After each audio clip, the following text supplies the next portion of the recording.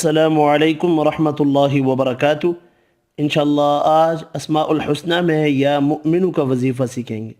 یا مؤمنو، اے امن دینے والے۔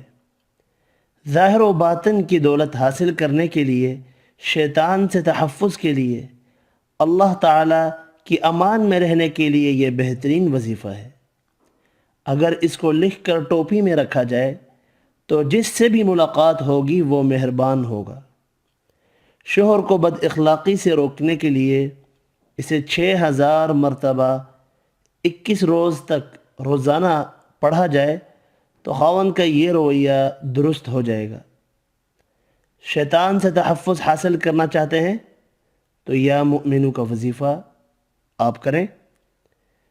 اگر کسی کے ساتھ اچھا تعلق رکھنا چاہتے ہیں تو یا مؤمنو کا وظیفہ کریں۔ شوہر بد اخلاق ہو تو اس کے لیے آپ یا مؤمنو کا وظیفہ کریں۔ آج کے لیے اتنا ہی۔ اللہ حافظ۔